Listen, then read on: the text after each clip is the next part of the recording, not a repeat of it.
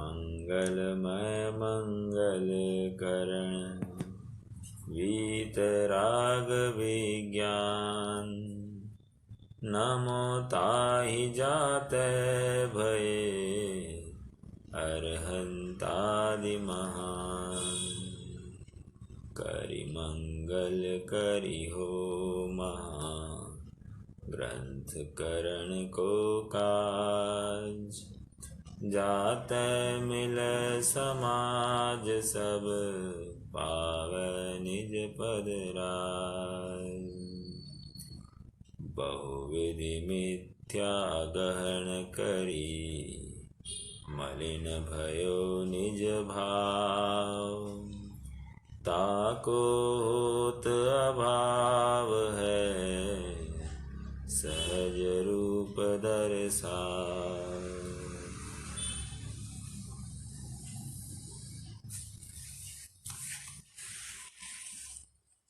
किसी आचार्य ने अपने ग्रंथ के समापन में एक बात लिखी है कि जो इस ग्रंथ को यथार्थतया जानेगा समझेगा उसे स्वसमय तथा पर समय की प्राप्ति हो जाएगी।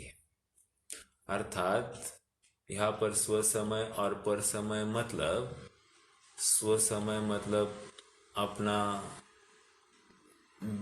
जिनागम के शास्त्रों का अर्थ या रहस्य वो समझ जाएंगे, और पर समय मतलब जिनागम अर्थात जैनेतरों के शास्त्रों का मतार्थ वो भी समझ जाएंगे। मतार्थ मतलब अर्थ, तो कह रहे हैं कि उनको ये प्राप्ति हो जाएगी।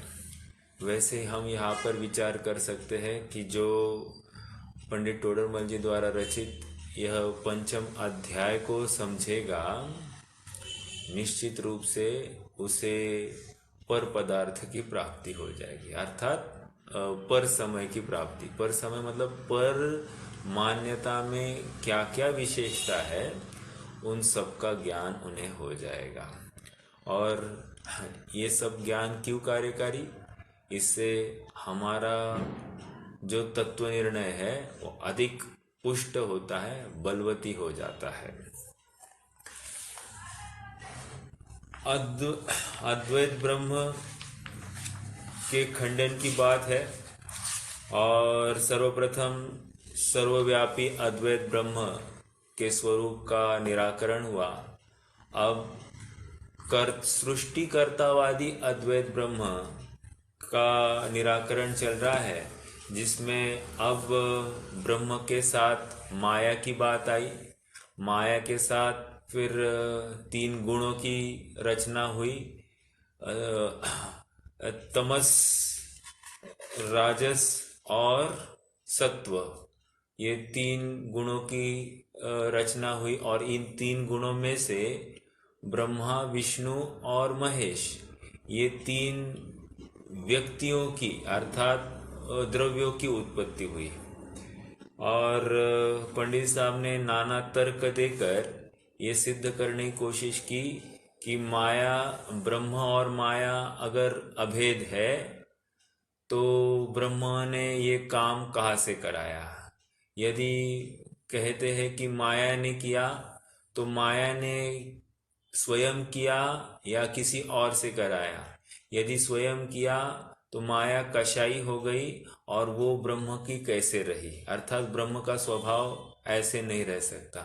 और दूसरी बात ये कही किसी और से कराई, अर्थात ब्रह्म माया के अलावा और कोई है जिससे ये कार्य हुआ, और वो भी अनादि निधन निषिद्ध होगा। इसका मतलब तुम जो कथन कर रहे हो कि ब्रह्म और उसकी माया ये दो ही चीजें हैं, तो ये बात अपने आप झूठी सिद्ध होती है। आइए हम पृष्ठ क्रमांक 105 पर है।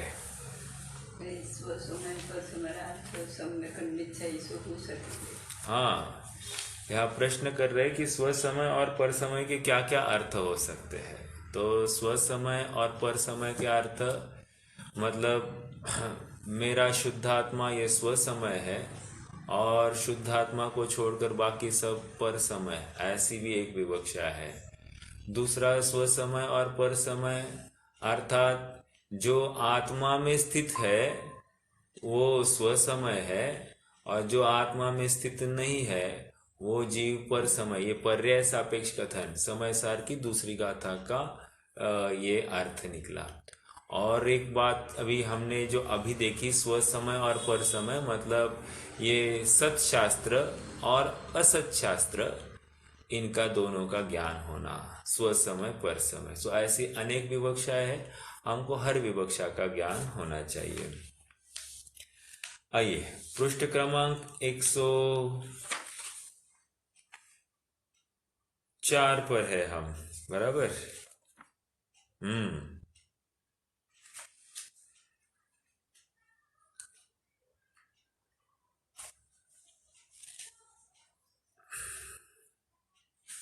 यहाँ पर और एक तर्क दिया था कि ये ब्रह्मा विष्णु महेश साक्षात स्त्री सेवन आदि काम क्रोध आदि में प्रवृत्ति करते हुए दिखाई देते हैं। जिसको तुम बुरे कहते हो वे ही गुणों से युक्त ये ब्रह्मा विष्णु महेश आदि है, और उनको तुम पूजने लगाते हो, तो ये अपने आप में दोष ही बाधित भाषित हुआ।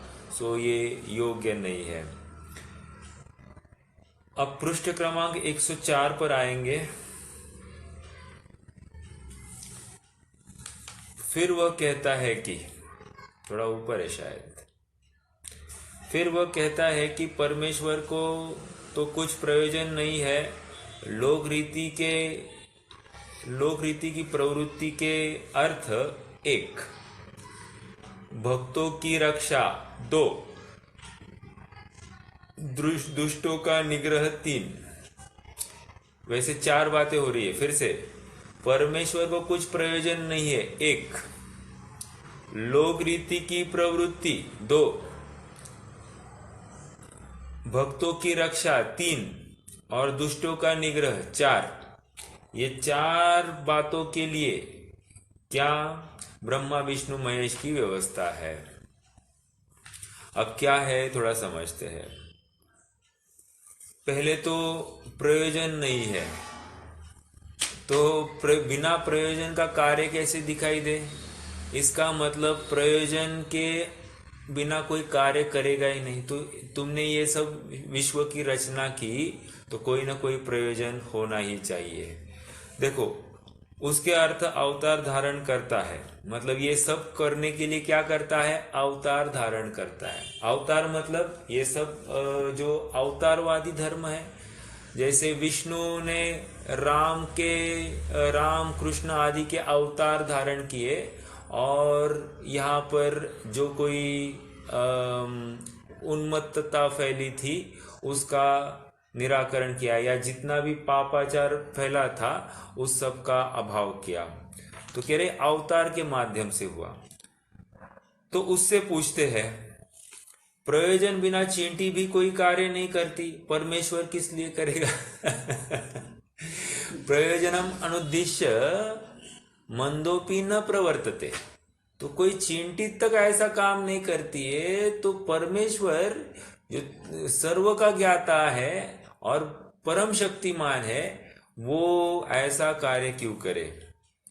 तथा तूने प्रयोजन भी कहा कि लोक रीति। अब तुम्हारा प्रयोजन क्या था, लोक रीति की प्रवृत्ति के अर्थ। पहला पॉइंट, लोक रीति की प्रवृत्ति मतलब जैसे लोक में व्यवस्था अच्छी रहे, उस अपेक्षा से ये सब ब्रह्मा विष्णु महेश आदि है। तो कह रहे हैं कि सो जैसे कोई पुरुष आप कुचेष्टा से अपने पुत्रों को सिखाए और वे उस चेष्टा रूप प्रवर्त दे, तब उनको मारे, तो ऐसे पिता को भला कैसे कहेंगे। उदाहरण देता हूं। देखो, जैसे कोई पिता है, अपने बेटे को शेयर मार्केट का या तेजी मंदी का ज्ञान कराता है, और फिर बच्चा उसी में प्रवृत्ति हो गया, तो उसको ताने भी देता है या गाली भी देता है।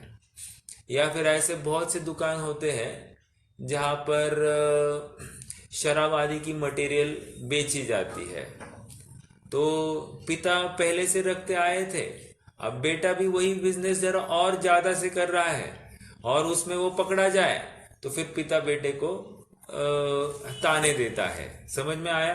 तो जो स्वयं पाप में प्रवृत्ति कर रहा है वो बच्चों को, बच्चे करे तो उनको ताने देता है, तो ये योग्य नहीं है।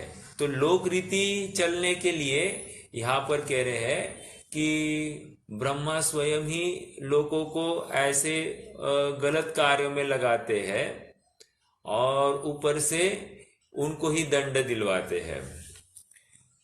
सो जैसे कोई पुरुष आप कुचेष्टा से अपने पुत्रों को सिखाए और वे उस चेष्टा रूप प्रवर्ते तब उनको मारे तो ऐसे पिता को भला कैसे कहेंगे?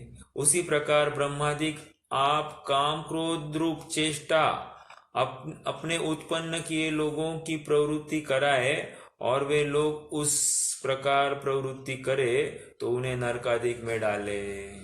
अबे स्वयं ब्रह्मा ये स्त्री आदि के माध्यम से पतित हुए और उनके ही लट्टू हो गए, तो और उनका भोग भी प्रवृत्त हो गए, तो कह रहे उनके किए कोई तकलीफ नहीं है। लेकिन जो स्त्रियों में अति आसक्त ऐसे जीवों को या काम क्रोध आदि में अति आसक्त ऐसों को नरक आदि में डाल दिया। समझ में आया? तो स्वयं कर रहा है तो वो पाप नहीं है, उसको देखकर भक्त ने उनको देखकर वैसा ही पाप किया तो उसको नरक आदि की प्राप्ति कराई, उनको दंड दिलाया। सो युक्त नहीं दिखाई देती है। इन्हीं भावों का फल शास्त्रों में नरक आदि लिखा है। सो ऐसे प्रभु को भला कैसे माने, मतलब प्रभु को भी नरक आदि में डाला जाए। लॉजिकली बात तो ये है। तो ये एक तर्क हो गया। कौन सा? पहले तो प्रयोजन की सिद्धि नहीं, बिना प्रयोजन का काम नहीं होता, तुमने ही बिना प्रयोजन के ये सब लचांड खड़ा कर दिया है। दूसरा कह रहे हैं लोक रीति की प्रवृत्ति के अर्थ। लोक रीति मतलब लोगों को बराबर डराने के लिए। देखो हम भी बच्चों को बोलते हैं ना, ए ठीक से करना है तो पुलिस ले जाएगा, तो ये पुलिस ले जाएगा मतलब उनको पापाचरण से हटाने के लिए, सन्मार्ग में लाने के लिए अपन ऐसे भय दिखाते। तो लोक रीति डर अच्छा है, लेकिन स्वयं करता हो और दूसरों को डराता हो तो वो योग्य नहीं है। ये बात यहाँ पर कह रहे हैं। ठीक है, हो गया दूसरा पॉइंट। तीसरा पॉइंट क्या है? भक्तों की रक्षा। तथा तूने यह प्रयोजन कहा कि भक्तों की रक्षा, दुष्टों का निग्रह। निग्रह मतलब नाश, उनका अभाव करना है ना। यदा यदा ही धर्मस्य ग्लानिर्भवति भारत अभ्युत्थानम अधर्मस्य सृजाम्यहम। मैंने फिर से भूल गया वो कहने की बात कि जब जब पाप बढ़ेगा तो तब तब उस पापी के नाश के लिए मैं अवतार धारण करता रहूंगा।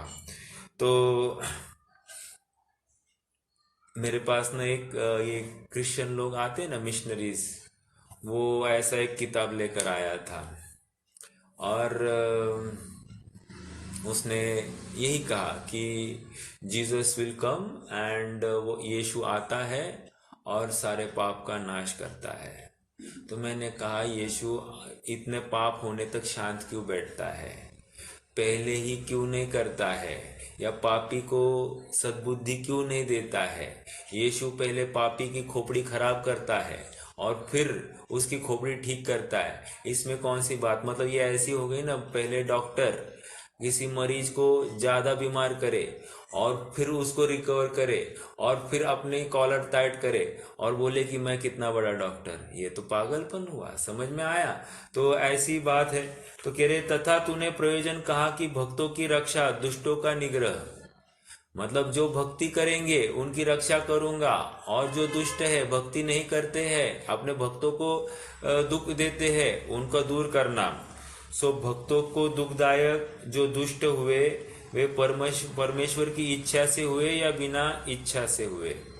कह रहे ये दुर्जनों को जो खड़ा किया है, जिसने उत्पन्न किया, ये तो सब एक परम ब्रह्म की ही तो अंश है। तो इनको इनको तुमने ऐसे, ये तो अगला पॉइंट है एक्चुअली, लेकिन फिर से, भक्तों को दुखदायक जो दुष्ट हुए वे परमेश्वर की इच्छा से हुए या बिना इच्छा से? मतलब ये दुष्ट परमेश्वर की इच्छा से हुए या उसकी बिना इच्छा के? यदि परमेश्वर की इच्छा से हुए तो परमेश्वर ही पापी हो गया, समझ में आया? और यदि उनकी इच्छा नहीं थी तो परमेश्वर की चली नहीं, समझ में आया? इसका मतलब परमेश्वर का कुछ चलता नहीं है वहां पर। तो ये दोनों, अर्थात उसका परमेश्वर पना नहीं रहा। समझ में आया? तर्क कितना जबरदस्त है। आप उनके साथ में फाइट ही नहीं कर सकते, एक झटके में रिजल्ट और केस रफा दफा। तो क्या हो गया? यदि इच्छा से पंडित साहब लॉयर होते तो साहब बहुत केसेस जल्दी निपट जाते। यदि इच्छा से हुए तो जैसे कोई अपने सेवक को आप ही किसी से कहकर मराए और फिर उस मारने वाले को आप मारे, तो ऐसे स्वामी का भला कैसे होगा? उसी प्रकार जो अपने भक्तों को आप ही इच्छा से दुष्टों द्वारा पीड़ित कराए, फिर उन दुष्टों को आप ही अवतार धारण करके मारे, तो ऐसे ईश्वर को भला कैसे जाने? मतलब बहुत बार होता है ना, पिक्चरों में होता था, किसी लड़की को पटाना है तो क्या करते हैं, पहले एक दुर्जन को वही हीरो, मतलब वो एक विलन भेजता है और सामने वाली लड़की को थोड़ा सा परेशान करने के लिए बोलता है, और फिर जैसे ही वो परेशान हो जाती है तो इमीडिएटली ये हीरो जैसे एंट्री मारता है और उन दुष्टों की बहुत पिटाई करता है और थोड़ा सा अपनी इमेज खड़ी करता है, तो लड़की उससे बात करना चालू करती। तो यही ऐसा काम हो गया। मतलब मैं स्ट्रांग हूं ये दिखाने के लिए या अपने अधीन बनाने के लिए तुमने ऐसे षड्यंत्र किए कि दुष्टों को इसलिए उत्पन्न किया कि तुम भक्तों को मेरे अधीन और बनाओ। समझ में आया? तो ये भी ऐसे ईश्वर का कैसे माना जाए, या ऐसा ईश्वर भला कैसे माना जाए? अब अगला तर्क दे रहे हैं। अगला तर्क क्या है? यदि तू कहेगा बिना इच्छा दुष्ट हुए, पहले तो इच्छा से दुष्ट हुए, अब बिना इच्छा से दुष्ट हुए, तो या तो परमेश्वर को ऐसा आगामी ज्ञान नहीं होगा कि यह दुष्ट मेरे भक्तों को दुख देंगे, वो त्रिकालवर्ती नहीं होगा उसका ज्ञान, वो मात्र टेम्पररी जानता होगा, तो भविष्य में ये दुष्ट मेरे भक्तों को तकलीफ देंगे, या पहले ऐसी शक्ति नहीं होगी कि इनको ऐसा न होने दे। मतलब पहले दुष्टों को बन गए तो ऐसा नहीं, ऐसे दुष्ट ना उत्पन्न हो, ऐसी शक्ति ही परमेश्वर में नहीं थी। तो परमेश्वर अपने आप में क्या हुआ? सर्वशक्तिमान तो नहीं रहा, क्योंकि कम शक्ति हुई उस समय में। तथा उससे पूछते हैं कि यदि ऐसे कार्य के अर्थ अवतार धारण किया, सो क्या बिना अवतार धारण किए शक्ति थी या नहीं थी? अब और एक प्रश्न खड़ा किया, क्या कि तुमने यह अवतार धारण क्यों किया? बिना अवतार धारण किए भी तुम ये ठीक कर सकते थे कि नहीं कर सकते थे? तो अवतार धारण की करने की जरूरत क्यों पड़ी? ओके, यदि थी तो अवतार क्यों धारण किया? मतलब यदि शक्ति पहले थी तो अवतार धारण करने का कोई औचित्य दिखाई नहीं देता है, और नहीं थी तो बाद में सामर्थ्य होने का कारण क्या हुआ? बाद में तुम ताकतवर कैसे हो गए दुष्टों का निग्रह करने के लिए, पहले क्यों नहीं हुए? तो ये दूसरा प्रश्न खड़ा होता है। तो कितने कॉन्फ्लिक्ट्स यहाँ पर खड़े हो रहे हैं। तब वह कहता है, अब अगला तर्क दे रहा है, ऐसा किए बिना परमेश्वर की महिमा प्रकट कैसे हो? महिमा मतलब मैं वही कह रहा हूं ना कि देखो, तुकाराम महाराज ने कहा है, प्रतिकूलता देगा देवा। मतलब क्या कि हमको भगवान कब याद आता है? प्रतिकूलता में। एक ठोकर लग गई, एक झापड़ लगा दी कर्म के किसी उदय ने, सर दर्द हो गया, पेट दर्द हो रहा है, कमर दर्द हो रहा है, या फिर रोग आ गया, तो तब बोलता है ना, हे भगवान बचाए, या हे भगवान मैं अब पाप में प्रवृत्ति नहीं करूं, या फिर भगवान की भक्ति करने लगता है। तो महिमा लाने के लिए ये ऐसे दुष्टों को खड़ा करते हैं।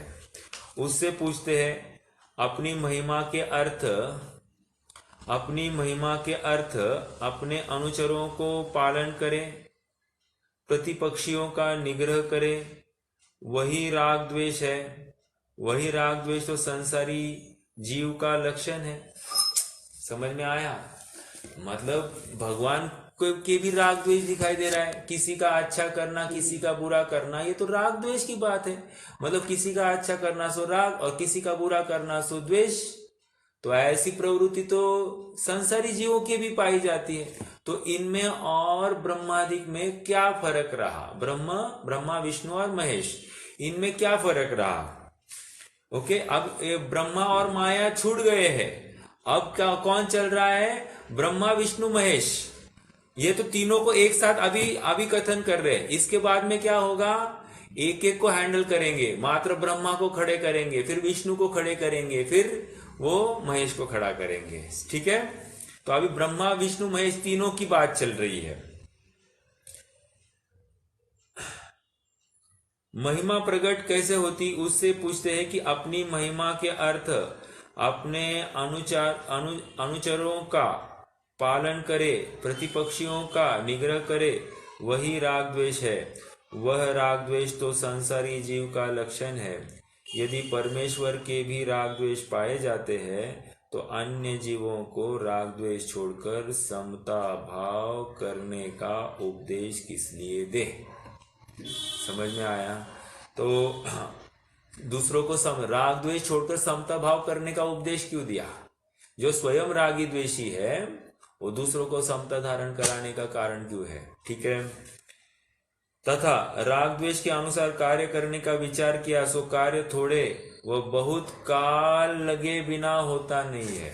मतलब कोई कार्य राग द्वेष का निग्रह, मतलब किसी का अच्छा करना है तो किसी काम को थोड़ा समय लगा, और दुष्टों का निग्रह करने के लिए बहुत समय लगा। जैसे अवतार लिया, अवतार लेने के बाद में भी कितने काल के बाद दुष्टों का निग्रह किया। तो इतने देर के लिए क्या हुआ? आकुलता बनी रही, और वो आकुलता से क्या है? दुख ही रहा। ठीक है, तो उतने काल आकुलता भी परमेश्वर को होती होगी। तथा जैसे जिस कार्य का छोटा आदमी ही कर सकता हो, उस कार्य को राजा स्वयं आकर करे तो कुछ राजा की महिमा नहीं होती। समझ में आया? जैसे किसी दूत को भेजकर काम होना था और दूत को छोड़कर राजा स्वयं ही वहां पर आया, तो उस कार्य की महिमा क्या हुई? जैसे अभी बीच में एक पेपर में फोटो आया था कि मोदी जी वो क्या बन रहा है, सेंट्रल विस्टा बन रहा है, तो वे स्वयं उसका परीक्षण करने गए। अब वे तो चाहते तो वे अपने इंजीनियर्स रखे, सब रखे, उन सबको छोड़कर ये डायरेक्ट ही उसकी सब देखने के लिए गए। क्या प्रयोजन रहा? वो तो दूसरे लोगों से काम करवाना था, आपने स्वयं क्यों गए? समझ में आया? तो कार्य को राजा स्वयं आकर करे तो कुछ राजा की महिमा नहीं होती, निंदा ही होती है।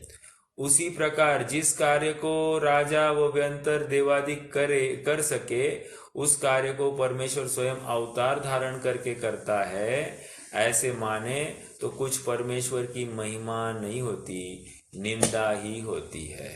समझ में आया? मतलब छोटे कार्यों के लिए थोड़ी भगवान को आना पड़ता है। ये राग द्वेष निपटाने के लिए उनको आना पड़ता है, वो तो किसी भक्तों से करता है। तो फिर परमेश्वर को क्या, परमेश्वर क्यों ऐसे अवतार धारण कर रहा है? ठीक है, अब आगे महिमा का पॉइंट। तथा महिमा तो कोई और हो उससे दिखलाते हैं। तू तो अद्वैत ब्रह्म मानता है, महिमा किसको दिखाता है? समझ में आया? मतलब ये क्या है? महिमा क्यों करा रहा है? अपने मुंह मियाँ मिट्टू होना है। मतलब अपनी ही तारीफ स्वयं कर रहा है। ठीक है, तो देखो क्या कह रहे हैं, महिमा किसको दिखाता है? और महिमा दिखलाने का फल तो स्तुति कराना है। सो किससे स्तुति कराना चाहता है? तथा तू कहता है कि सर्वजीव परमेश्वर की इच्छा अनुसार प्रवर्तते हैं और स्वयं को स्तुति कराने की इच्छा है, तो सबको अपनी स्तुति रूप प्रवर्तित करो। समझ में आया क्या क्या कह रहे हैं? जैसे मैं चाहता हूं कि सब मेरी स्तुति करे, तो मैं सबको कहूंगा कि नहीं। आज हमारी मम्मी जी उनकी फ्रेंड से बात कर रही थी, और उनकी फ्रेंड ने उनको कहा कि उनकी जो बहू है वो कहती है कि जब भी आप मेरे हाथ का भोजन करो तो आप ऐसा कहो कि तुमने मेरे ऊपर बहुत उपकार किया है, तो ऐसी मेरी स्तुति करो। तो ऐसी ये बात है। तो स्तुति करने योग्य तो ये कह रहे हैं, तुम लोगों से अपनी स्तुति कराना चाहते हो तो उनका ऐसा ही परिणमन करो, उनको ऐसा ही ज्ञान दो कि वे तुम्हारी स्तुति करेंगे। तो उनको या फिर वे अलग क्यों प्रवर्त रहे हैं, राइट? और महिमा दिखलाने का फल तो स्तुति कराना है। सो किससे स्तुति कराना चाहता है? तथा तू कहता है कि सर्व जीव परमेश्वर की इच्छा अनुसार प्रवर्तते है और स्वयं को स्तुति कराने की इच्छा है, तो सबको अपनी स्तुति रूप प्रवर्तित करो। किस लिए अन्य कार्य करना पड़े? अन्य कार्य मतलब दूसरा कार्य अवतार आदि लेकर सबको अपनी महिमा लाने का प्रयोजन क्या है? तुम उनको उतनी अकल दो जिससे वे तुम्हारी स्तुति ही करेंगे और कुछ नहीं करेंगे। इसलिए महिमा के अर्थ भी कार्य करना नहीं बनता। मतलब तुम ये जो कार्य कर रहे हो, लोगों को डरा रहे हो, धमका रहे हो, कह रहे इससे भी कोई कार्य महिमा लाने के लिए तुम्हारा ये कार्य है, ऐसा लगता नहीं है। आइए आगे बढ़ते हैं। फिर वह कहता है, परमेश्वर इन कार्यों का करते हुए भी अकर्ता है। मतलब जो सेवते हुए भी ज्ञाता है ना? सेवते हुए भी नहीं सेवता, ऐसा एक समयसार की टीका में आई है बात। सेवन करते हुए भी ज्ञानी उसका सेवन नहीं करता, है ना? तो जो ज्ञाता है सो भोगता नहीं, और जो भोगता है सो ज्ञाता नहीं, ऐसी बात है ना वहां पर। मतलब जो ज्ञाता है, तो जो जानता है, भले ही उसका सेवन कर रहा है वस्तु का, तो भी भोग नहीं करता है। ये सेम तर्क वे भी दे रहे हैं। अब लेकिन अपने यहाँ पर स्यादवाद है, उनके यहाँ पर स्यादवाद नहीं, एकांतवाद है। क्या है? परमेश्वर इन कार्यों को करते हुए भी अकर्ता है, उसका निर्धार नहीं होता। निर्धार मतलब क्या? परीक्षा। इसकी परीक्षा करने की जरूरत नहीं, भगवान अकर्ता है कह रहे, इससे कहते हैं। अब उसका खंडन, no no my lord, it's not possible. तू कहेगा कि यह मेरी माता भी है और बांझ भी है, तो तेरा कहा कैसे माने? दो बातें, माता है तो बांझ नहीं, बांझ है तो माता नहीं। तो कह रहे हैं कि ये ऐसी बात है, और कह रहे हैं कि ये काम भी कर रहा है और अकर्ता भी मान रहा है, तो ये कैसे पॉसिबल है? देखो सेम अपनी भी बात यही है कि ज्ञानी जो है वो प्रवृत्ति करता हुआ भी दिखाई देता है और उसको अकर्ता भी माना हुआ कहा जाता है। तो यहाँ पर सेम बात आई है, लेकिन फिर इसके लिए वे उसकी इच्छा नहीं है या वो करता नहीं है, ये घटाने के लिए देखो अपने यहाँ पर क्या कहते, मान लीजिए अभी तीर्थंकर भगवान है ना? तीर्थंकर भगवान क्या करते? उपदेश देते कि नहीं देते? देते हैं। कैसे देते? अनात्मार्थम बिना रागे। तो ये वही कह रहे कि उनको वे अकर्ता है, उनको कोई राग नहीं है। समझ में आया? बिना राग के ये कार्य हो रहा है। तो फिर इसलिए जब अन्य मत के साथ में चर्चा चलती है, तो हमारे यहाँ पर देव मात्र सिद्धों को माना जाता है, तीर्थंकरों को भी गुरु कहा जाता है। ठीक है? तो इस न्याय से वे देव नहीं है, तो इसलिए वो बाधा नहीं होती है। सामने वाला कहता है हम भी यही मानते, हम भी यही मानते कहकर वो अपने ही इस पक्ष को वो भी ग्रहण करता है और उसकी अज्ञानता पुष्ट होती है। समझ में आया? आइए, उसका निर्धार नहीं होता, इससे कहते तू कहेगा कि यह मेरी माता भी है और बांझ भी है, सो तेरा कहा कैसे माने? जो कार्य करता है उसे अकर्ता कैसे माने? प्रत्यक्ष प्रवृत्ति दिखाई दे रही है और अकर्ता कैसे माने? अपन भी कह रहे हैं ना कि ये युद्ध में लड़ रहा है सम्यक दृष्टि, और उसको अकर्ता कैसे माने? तो यहाँ पर अपने यहाँ पर कथन चलता है कि श्रद्धान अपेक्षा ये तो अभी जुड़ा है ही नहीं, इसका पर में अपनत्व है नहीं, लेकिन चारित्र मोहवश इसका ऐसे पर में प्रवृत्ति होती हुई दिखाई देती है। समझ में आया? और उस समय में हम कहते भी है कि उसका उपयोग अशुभ उपयोग है। ठीक है, चलिए अकर्ता कैसे माने? और तू कहेगा निर्धार नहीं होता। निर्धार मतलब परीक्षा नहीं होती, सो निर्धार बिना मान लेना ठहरा तो आकाश के फूल गधे के सिंग भी मानो, परंतु ऐसा असंभव कहना युक्त नहीं है। क्या आई बात? अरे यदि निर्धार बिना ही कहना है, निर्धार मतलब कोई आधार ही नहीं है या निर्धारण नहीं करना है, धारणा में उसकी परीक्षण ही नहीं करनी है, तो कह रहे फिर आकाश में फूल है ये भी स्वीकार करो, गधे के सिंग होते ये भी स्वीकार करो, वो क्यों नहीं स्वीकार करते? समझ में आया? तो निर्धारण करना योग्य ही है, उसमें कोई परीक्षा हम नहीं करे ये चलेगा नहीं। ओके, इस प्रकार ब्रह्मा विष्णु महेश का होना कहते हैं सो मिथ्या जानना। ओके, ये प्रकरण हो गया। अब यहां से अभी एक एक एंटिटी को लेंगे। अभी ब्रह्मा को लेंगे, फिर विष्णु को लेंगे, फिर महेश को लेंगे। अब ब्रह्मा की बारी है। ओके, ब्रह्म अलग और ब्रह्मा अलग। ठीक है, हमने कल देखा था कि नहीं? देखो पिछले पेज पर हमने देखा था वायु पुराण में कि ये ब्रह्मा विष्णु और महेश इनकी उत्पत्ति की गई है और पूजने के लिए इनको नहीं पूजा जाता।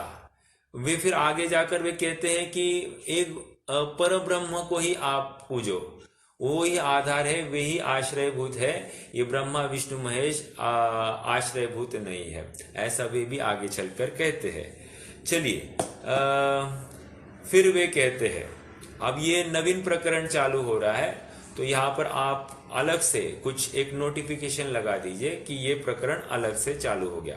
मतलब जो जो प्रकरण जैसे खत्म हो रहा है, एक मात्र सर्वव्यापी का, फिर एक सृष्टिकर्तावाद ब्रह्म का, फिर माया और ब्रह्म, फिर माया खत्म हो गई, फिर माया के बाद में रज तम और सात्विक, ऐसे 3 गुण, उससे फिर बने ब्रह्मा विष्णु महेश, और फिर वहां से ब्रह्मा विष्णु महेश के एक इकट्ठे बात हो गई, वे कैसे काम क्रोध आदि है उसके खंडन करते आए।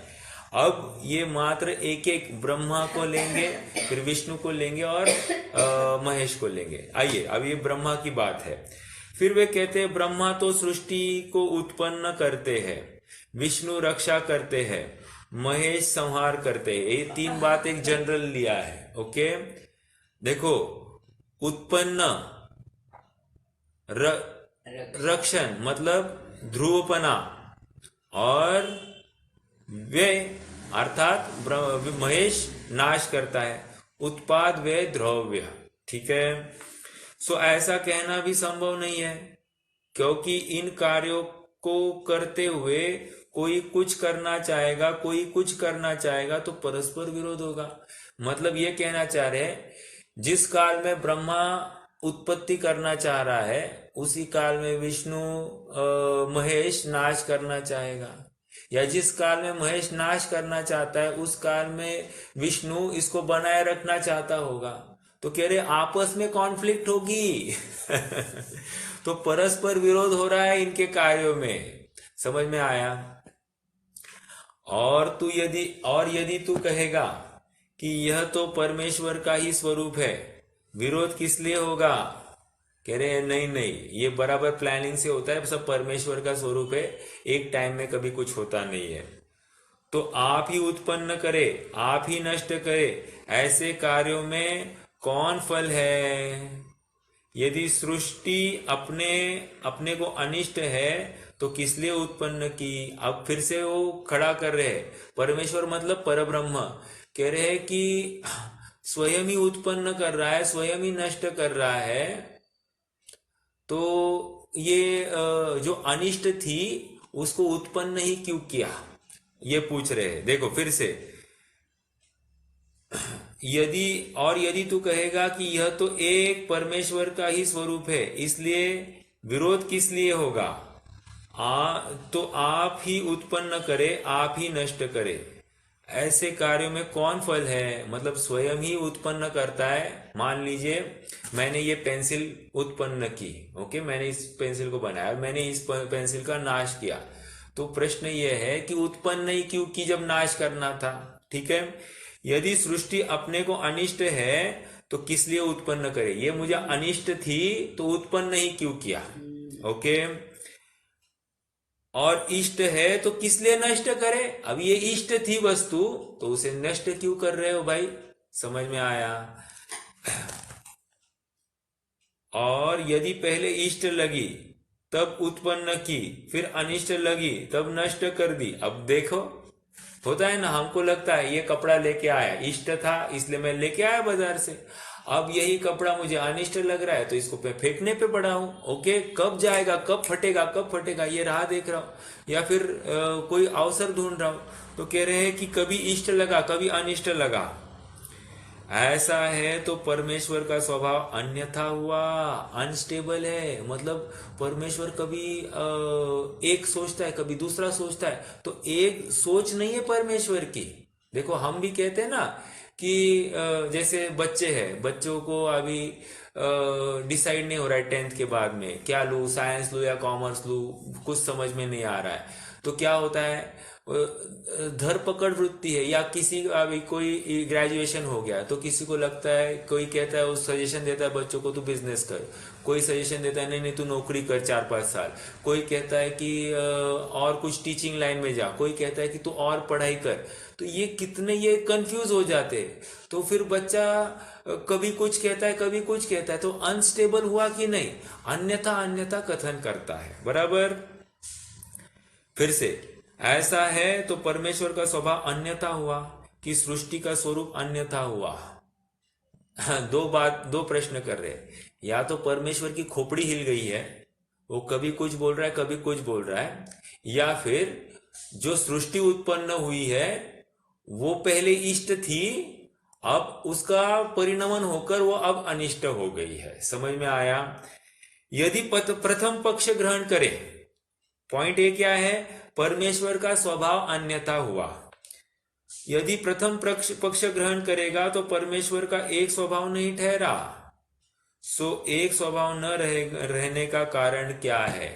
तो तुम्हारी सोच एक जैसी नहीं रह रही है, इसका कारण क्या है, वह बदला। बिना कारण स्वभाव का पलटना किस लिए होगा, कोई तो कारण चाहिए ना, तुम्हारा स्वभाव बदल गया है। और यदि द्वितीय पक्ष ग्रहण करे, द्वितीय पक्ष कौन सा है, सृष्टि स्वरूप अन्यथा हुआ, सृष्टि का स्वभाव ही चेंज हो गया। तो यदि द्वितीय पक्ष ग्रहण करेगा तो सृष्टि तो परमेश्वर के अधीन थी। ओके, सृष्टि किसने बनाई, परमेश्वर ने, तो वो उसके अधीन है।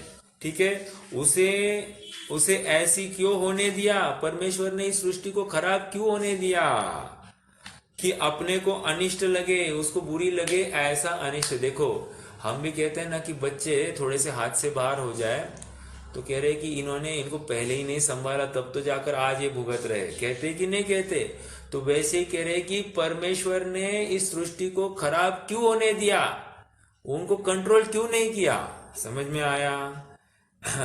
अपने को अनिष्ट होने तक उसको मतलब ऐसा ही छूट क्यों दी।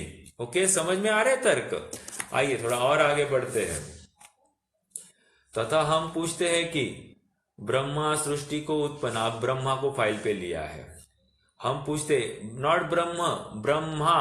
ठीक है, अब ये पहला पिछले पेज पर जो पैराग्राफ चला वो ब्रह्म की बात चल रही थी। ओके, अब यहां पर जो बात करें ब्रह्मा की बात कर रहे हैं। ठीक है, आप चाहो तो वहां पर लिखना ब्रह्म की बात है, उस पैराग्राफ में 105 पर लास्ट पैराग्राफ जो है वो ब्रह्म की ही चर्चा चली। अब यहाँ पर ब्रह्मा की बात कर रहे, हालांकि विषय तो ब्रह्मा के ऊपर से चालू हुआ है क्योंकि ब्रह्मा को सृष्टि का कर्ता माना, लेकिन फिर वहां पर उन्होंने तर्क दिया कि ये तो ब्रह्म का ही स्वरूप है ऐसे, ठीक है। तथा हम पूछते हैं कि ब्रह्मा सृष्टि उत्पन्न करते सो कैसे उत्पन्न करते हैं, मतलब क्या, हमने ये घर बनाया तो घर कैसे बनाया, ईंट पत्थर आदि आदि सब इकट्ठा किए, कारीगर आदि इकट्ठा किए, सब अनेक अनेक जगह से मैंने इकट्ठा किए, ठीक है। तो ऐसा पूछ रहे कि ब्रह्मा ने सृष्टि को उत्पन्न किया तो कैसे किया, रॉ मटेरियल कहां से लाया। एक प्रकार तो यह है, अभी यही आंसर दे रहे, एक पॉसिबिलिटी क्या है कि मंदिर बनाने वाला चूना पत्थर आदि सामग्री एकत्रित करके आकार आदि बनाता है। तो एक क्या है, सब जगह से माल इकट्ठा करो और फिर खड़ा करो। उसी प्रकार ब्रह्मा सामग्री एकत्रित करके सृष्टि की रचना करता है, ब्रह्मा ने भी ऐसे ही किया होगा। और वह सामग्री जहां से लाकर एकत्रित की वह ठिकाना बदला। कह रहे ये सामग्री लाई सो कहां से लाई, क्यों मालूम है प्रश्न क्यों है, प्रश्न इसलिए क्योंकि सामग्री एग्जिस्ट कर रही थी ना, इसका मतलब तुम्हारे साथ साथ ही एग्जिस्ट कर रही थी तभी तो तुम लेके आए, ओके। तो वह सामग्री जहां से लाकर एकत्रित की वह ठिकाना बदला। हम भी जाते हैं ना, भैया तुमने ये डिजाइन का फर्नीचर कहाँ से लाया, ये डिजाइन कहाँ मिली, ऐसे होता है कि नहीं। तो कहा है, हाँ, उसी प्रकार ब्रह्मा सामग्री एकत्रित करके सृष्टि की रचना करता है। तो वह सामग्री जहां से लाकर एकत्रित की वह ठिकाना बदला, और एक ब्रह्मा ने ही इतनी रचना बनाई सो पहले बाद में बनाई होगी या अपने शरीर हस्ताधिक बहुत किए होंगे। अब दो बातें कर रहे हैं, मतलब ये जो रचना हुई है सृष्टि की उसमें टाइम लगा या स्वयं ने ही अपने सहस्त्र हाथ किए और फटाफट बहुत बड़ी सृष्टि का निर्माण किया, ओके। बहुत शरीर के हस्तादि बहुत किए होंगे, वह कैसे है सो बतला, जो बतलाएगा उसी में विचार करने से विरुद्ध भाषित होगा। अब हम ज्यादा उलझते नहीं है, तुम तुम्हारा सोचो, लेकिन जो कुछ बोलोगे उसमें अटक जाओगे, इसलिए तुम चुप रहो, ज्यादा मत बोलो, ओके, क्योंकि तुम विरोध में अटक जाओगे। अब अगला पॉइंट, तथा एक प्रकार यह है, किसका, सृष्टि रचना कैसे हो गई। जिस प्रकार राजा आज्ञा करे तदनुसार कार्य होता है, उसी प्रकार ब्रह्मा की आज्ञा से सृष्टि उत्पन्न हुई। मतलब ब्रह्मा ने कॉन्ट्रैक्ट दे दिया किसी को। आइए हम कॉन्ट्रैक्ट का अभी फ्लो चार्ट देखते हैं। परब्रह्म, परब्रह्म से माया, माया से ब्रह्मा, ब्रह्मा से अभी और कोई XYZ उसको कॉन्ट्रैक्ट दिया होगा, तब जाकर सृष्टि की रचना हुई होगी। एक ऑप्शन क्या था, स्वयं ने वो कार्य किया, और स्वयं कार्य कैसे किया, रॉ मटेरियल इकट्ठा लाकर किया, और जहां से लाया वो बतलाने में समर्थ नहीं, एक बात। और दूसरी बात क्या है कि आगे पीछे किया, मतलब स्वयं थोड़ा थोड़ा एक एक ईंट लगाता गया, या सहस्त्र हाथ करके अपने हाथों से ही उसने ये कार्य किया, फास्ट हो जाए इसलिए। तथा एक प्रकार यह है कि जिस प्रकार राजा आज्ञा करे तदनुसार कार्य होता है, उसी प्रकार ब्रह्मा की आज्ञा से सृष्टि उत्पन्न होती है। तो आज्ञा किनको दी, किसको वर्क ऑर्डर दिया वर्क ऑर्डर किसको दिया, ठीक है। और जिन्हें आज्ञा दी वे कहां से सामग्री लाकर कैसी रचना करते हैं सो बतला। मतलब उन्होंने भी रॉ मटेरियल कहां से लाया ये भी बताओ। देखो हम किसी को कोई काम करने देते हैं, मान लीजिए हमको घर का कंस्ट्रक्शन करना है, तो हम क्या करते हैं, भाई तुम हमको कोटेशन दो। कोटेशन दो मतलब क्या, तुम हमको बताओ कौन से टाइप का मटेरियल यूज करोगे। ओके, उस मटेरियल का मार्केट रेट क्या चल रहा है, ये सब आप मटेरियल कॉस्ट मुझे बताओ। ओके, और उसके साथ में फिर तुम्हारी कारीगर का कॉस्ट बताओ, और फिर तुम्हारा प्रॉफिट क्या होगा ये बताओ। ऐसे 3 एंटिटीज में हम बात करते हैं। जब कोई परचेस किए जाती है कोई चीज, तो इसी बातों में वो परचेस की जाती है। तो ऐसे ही यहाँ पर कह रहे हैं कि तुमने जिसको वर्क ऑर्डर दिया, कॉन्ट्रैक्ट दिया, वो माल कौन सा यूज करने वाला था, कहाँ से लाने वाला था, ये भी बताओ। ओके, चलिए आगे। तथा एक प्रकार यह है, पहला पहला क्या था, स्वयं कार्य किया। एक आप लिख सकते 2A, 2A लिख दीजिए पहले पैराग्राफ में।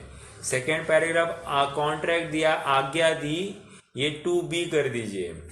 और फिर अब तीसरा, तीसरा क्या है, उसने ऐसी इच्छा की और रिद्धि के बल पर यह सब कार्य हो गया।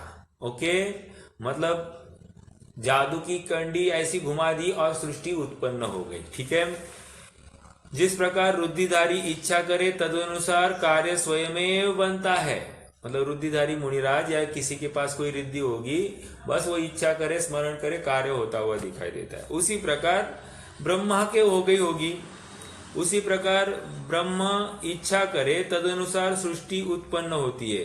तब ब्रह्मा तो इच्छा ही का करता हुआ, लोक तो स्वयमेव ही उत्पन्न हुआ। इसकी तथा इच्छा तो परब्रह्म ने की थी। ब्रह्मा का कर्तव्य क्या है, देखो देखो फिर से पढ़ते हैं, यहां पर समझिए। उसी प्रकार ब्रह्म इच्छा करे तद अनुसार सृष्टि उत्पन्न होती है। ब्रह्म मतलब परब्रह्म। ओके, आप नोट कीजिए, वह परब्रह्म। तब ब्रह्मा तो इच्छा ही का करता हुआ। ब्रह्मा ने क्या किया, इच्छा की। लोक तो स्वयं ही उत्पन्न हुआ, तथा इच्छा तो परब्रह्म ने की। ब्रह्मा का कर्तव्य क्या हुआ, फिर ब्रह्मा ने क्या रोल प्ले किया, समझ में आया। तो क्या हुआ, जिससे ब्रह्मा को सृष्टि को उत्पन्न करने वाला कहा। इच्छा की परब्रह्म ने और कार्य उसके अनुसार हो गया। तो पर ब्रह्मा का रोल क्या रहा इसमें, या ब्रह्मा का कर्तव्य क्या रहा फिर। तथा तू कहेगा परब्रह्म ने भी इच्छा की और ब्रह्मा ने भी इच्छा की, दोनों ने मिलकर कोलैबोरेशन किया और कोलैबोरेशन से फिर कार्य हुआ, ऐसा कह रहे हैं। तो कि तब लोक उत्पन्न हुआ। तो मालूम होता है कि केवल परम ब्रह्म की इच्छा कार्यकारी नहीं है, वहां शक्तिहीनपना आया। फिर क्या, अभी इसमें से तर्क क्या निकला, यदि दोनों ने मिलकर इच्छा की तो परब्रह्म है, अर्थात अद्वैत ब्रह्म, वो सर्वशक्तिमान नहीं रहा। क्यों, कंसेंसस लेना पड़ा, अर्थात उसको ब्रह्मा भी पॉजिटिव चाहिए, तभी जाकर ये सृष्टि की निर्मिति होगी। ब्रह्मा ने ऑब्जेक्शन कर दिया होगा तो फिर सृष्टि की निर्माण नहीं होती। तो इसका मतलब क्या, परब्रह्म तो शक्तिहीन हो गया, उसकी कुछ चलती नहीं है, ऐसा सिद्ध हो जाता। समझ में आया। तो ये भी बात है कि सृष्टि का निर्माण करता ब्रह्मा या ब्रह्म भाषित नहीं होते हैं। ठीक है, युक्ति और तर्क से विचार करें तो ब्रह्मा और ये काल्पनिक लगते हैं, ये सृष्टि के निर्माण करता है, ऐसा हमको युक्ति संगत नहीं दिखाई दे रहा है। तथा हम पूछते हैं, यदि लोक केवल बनाने से बनता है, तब बनाने वाला तो सुख के अर्थ बनाएगा, तो इष्ट ही रचना करेगा। समझ में आया। देखो, मैंने मान लीजिए आज हमने कोई मिठाई बनाई, मिठाई क्यों बनाई, सुख के अर्थ। समझ में आया। तो कह रहे इष्ट ही कि फिर मैं सुख के अर्थ बनाऊंगा, तो मैं प्रयास कैसे करूंगा, वो मिठाई खराब करने का प्रयास करूंगा या उसको अच्छे से अच्छा बनाने का प्रयास करूंगा। मुझे जैसी चाहिए वैसे ही करने का इच्छा करूंगा ना, बराबर। तो देखिए, इष्ट ही रचना करेगा। कोई भी बनाएगा अपने लिए तो इष्ट ही रचना करेगा। जैसे मैं अभी रोटी बना रहा हूं, है ना, तो रोटी बना रहा हूं तो मैं कैसी चाहूंगा रोटी बने, गोल गोल हो जाए बराबर, वो पतली मोटी, एक जगह पर पतली एक जगह पर मोटी ऐसी बने, ऐसी चाहूंगा क्या? नहीं, लेकिन हो जाती है। समझ में आया? वो हो जाने की बात छोड़ो, लेकिन मैं रचना तो उत्कृष्ट ही करूंगा। इस लोक में तो इष्ट पदार्थ थोड़े, अभी अभी कह रहे हैं कि सुख के अर्थ कोई वस्तु बनाई तो वो इष्ट ही होगी। लेकिन हम साक्षात आज जगत में देखते हैं अनिष्ट वस्तुएं ज्यादा है और इष्ट वस्तुएं बहुत कम है। समझ में आया? जैसे शरीर में रोग है, ये अनिष्ट है। बच्चा, पत्नी, स्त्री, पुत्र, मकान, ये सब अपने को अनिष्ट भाषित हो, गाड़ी अनिष्ट भाषित हो, कोई लौकिक संयोग हमको अनिष्ट भाषित हो, कितने अनिष्ट के संयोग है। तो ज्यादातर वस्तुएं, 99% वस्तुएं तो अनिष्ट भाषित होती हुई दिखाई देते हैं। समझ में आया? तो तुमने अनिष्ट वस्तुएं ही ज्यादा बनाई, इष्ट वस्तुएं कम बनाई, ऐसा तर्क दे रहे हैं। इस लोक में तो इष्ट पदार्थ थोड़े देखे जाते, अनिष्ट बहुत दिखे जाते हैं। जीवों में देवादिक बनाए सो रमन करने के अर्थ व भक्ति कराने के अर्थ इष्ट बनाए। अब देव बनाए, देव मतलब ये स्वर्गों के देव, कह रहे क्या है, ये भक्ति के लिए या रमन के लिए ये देवादिक बना दिए तुमने। फिर ये तो इष्ट बात हो गई। अब लट, कीड़ी, कुत्ता, सुअर, सिंहादिक बनाए सो किस अर्थ बनाए? कह रहे लट, कीड़े आदि सब बनाए तो वो उनका बनाने का प्रयोजन क्या था? ये तो साक्षात अनिष्ट दिखाई दे रहे हैं। वे तो रमणीक नहीं है, भक्ति नहीं करते, सर्व प्रकार अनिष्ट। एक तो वे अच्छे भी दिखाई नहीं देते, दूसरा क्या है, वे तुम्हारी भक्ति स्तुति थोड़ी करेंगे। समझ में आया? सर्व प्रकार अनिष्ट ही है तथा दरिद्री दुखी नारकियों को देखकर अपने जुगुप्सा, ग्लानि आदि दुख उत्पन्न हो, ऐसे अनिष्ट किस लिए बनाए?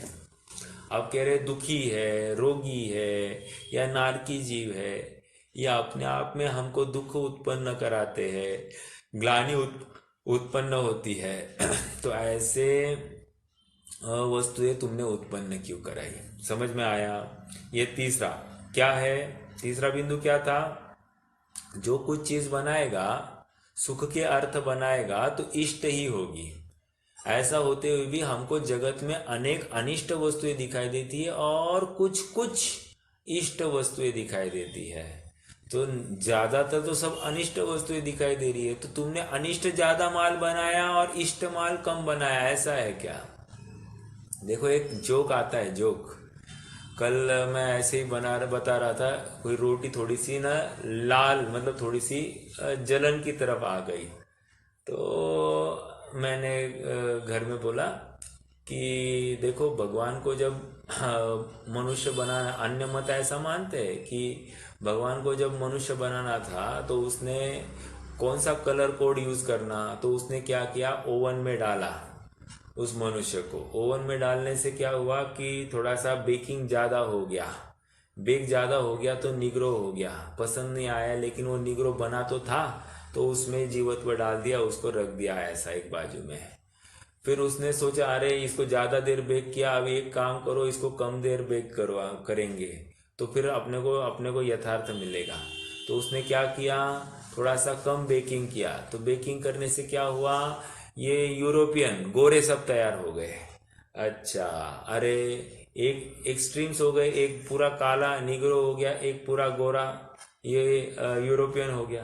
तो अब इसने क्या किया, दोनों में जितना समय लगा था उसके बीच का समय लगाया, तो उसमें बराबर ये अपन भारतीय सब उत्पन्न मतलब तैयार हो गए।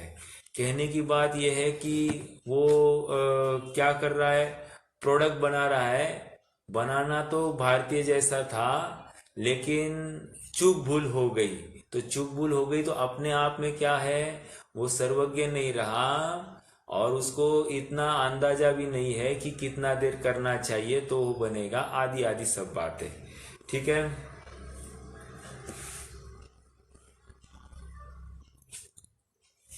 चौथा बिंदु, ये बिंदु क्या था? कोई भी चीज बनाएगा सुख के अर्थ बनाएगा और इष्ट ही रचना करेगा, ऐसा होते हुए अनिष्ट ज्यादा है और इष्ट कम है। ठीक है, आइए थोड़ा सा और आगे बढ़ते हैं, चौथा बिंदु देखते हैं। वह कहता है, जीव अपने पाप से लट कीड़ी दरिद्री नारकी आदि पर्याय भुगतते हैं। अब क्या कर रहा है? मी नहीं बाबा त्यातला, वो कह रहा है कि वो तो जीव ने पाप किया, मेरा काम था बनाना, मैंने बना दिया, लेकिन उसके बाद में जीव ने ही पाप किया तो मैं क्या करूं, ऐसा वो कहने लग गया। तो उसको पूछा जाएगा, भाई ये पाप रूप प्रवृत्ति कर रहा है, तुम्हारी इच्छा थी क्या ये पाप रूप प्रवृत्ति करे? नहीं, फिर तुमने ऐसा कैसे बनाया कि ये आगे चलकर पाप रूप प्रवृत्ति करेगा? तुमने ये थोड़ा सा आगे सोचकर विचार करना चाहिए था। हम कहते हैं ना कि हम जो कोई कार्य करते हैं उसके परिणामों का अनुमान लगाकर ही वो कार्य करना है कि नहीं करना है ये निर्णय करें। हमको जो कुछ बोलना है, हम भविष्य में उसके रिपरकेशंस क्या होंगे इसका विचार करके ही बोले। समझ में आया?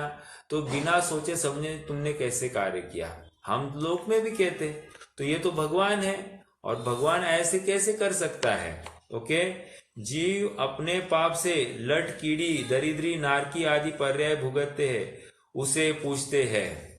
अच्छा तू ऐसे कह रहा है पाप से भोगते हैं? रुको, खड़ा करो कोर्ट में, हम आए अभी। देखो क्या कह रहे हैं, बाद में तो पाप ही के फल से ये पर्याय हुई कहो, परंतु पहले लोग रचना करते ही उनको बनाया तो किस अर्थ बनाया?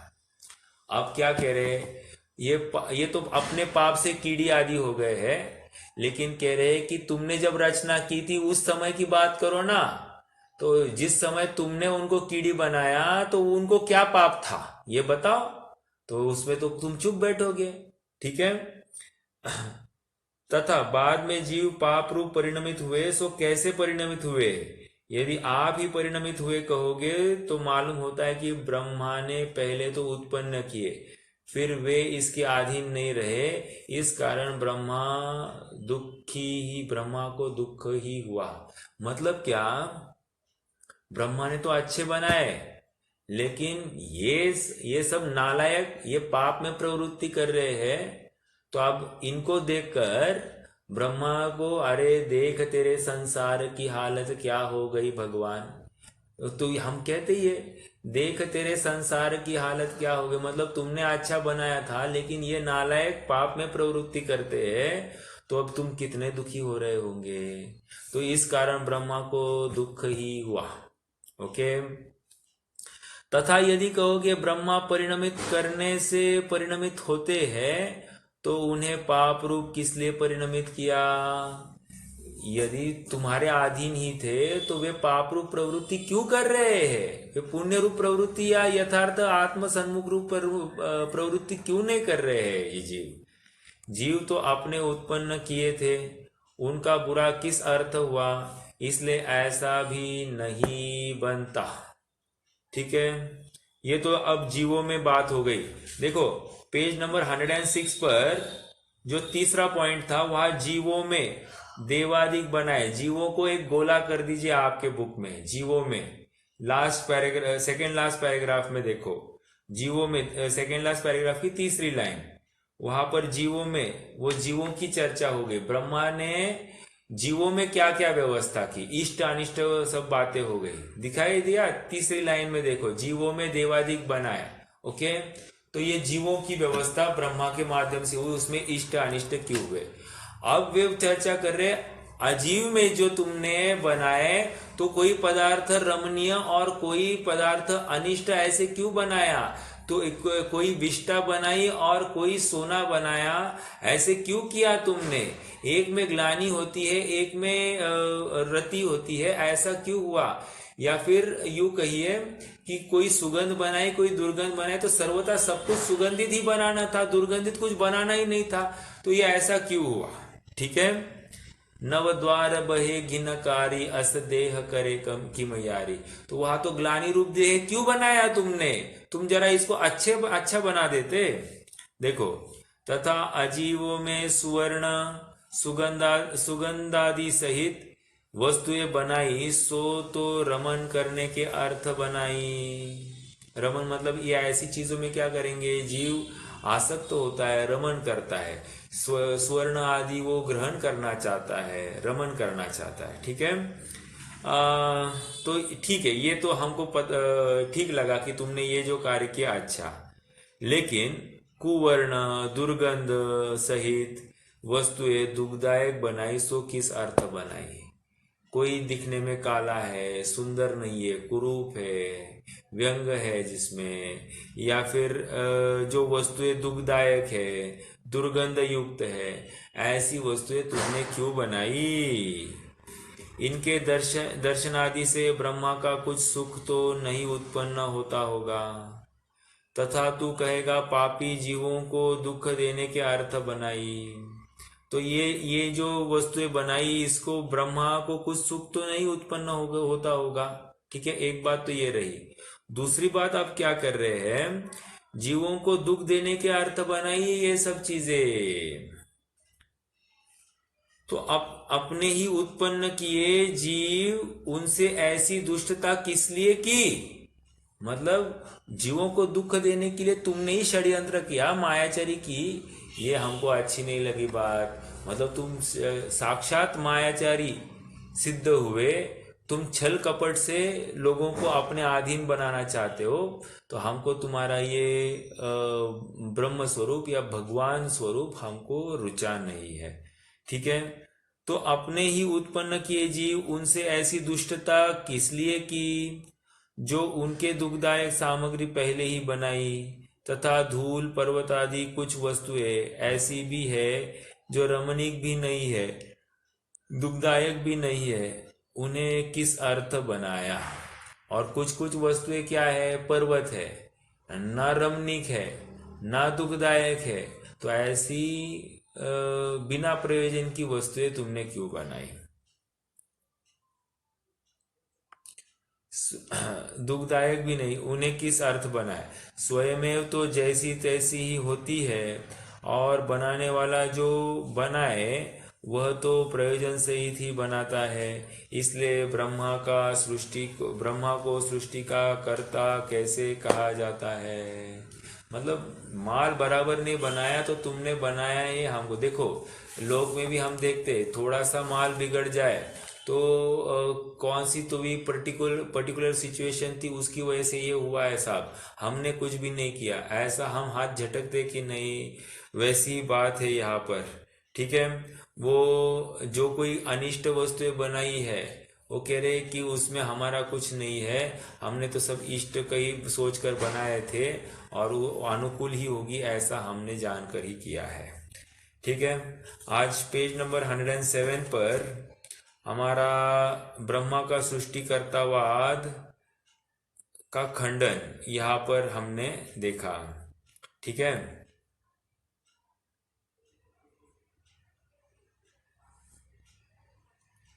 नहीं, ये पूरा नहीं हुआ ना।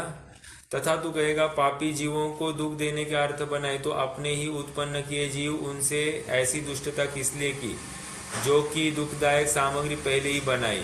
तथा धूल पर्वत आदि, हाँ ये रह गया, तथा धूल पर्वत आदि कुछ वस्तुएं ऐसी भी है जो रमणीक भी नहीं है और दुखदायक भी नहीं, उन्हें किस अर्थ बनाया। ठीक है। धूल है, मिट्टी है, रेगिस्तान है, ये तुमने क्यों बनाया है। क्योंकि वे वैसे स्वयं में तो दुखदायक नहीं है, स्वयं में तो जैसी तैसी ही होती है, और बनाने वाला जो बनाए वह तो प्रयोजन सहित ही बनाता है। इसलिए ब्रह्मा को सृष्टि का कर्ता कैसे कहा जाता है। ठीक है। अब यहाँ पर एक लाइन खींच दीजिए। ये लाइन मतलब अब ब्रह्मा का सृष्टिकर्तावाद खत्म हो गया। अब यहाँ पर विष्णु को लोक का रक्षक कहा जा रहा है। अब उसका खुलासा अपना कल से चालू होगा। अपन करेंगे चर्चा यथाक्रम। कुछ प्रश्न है तो पूछ सकते हैं, नहीं तो विराम लेते हैं।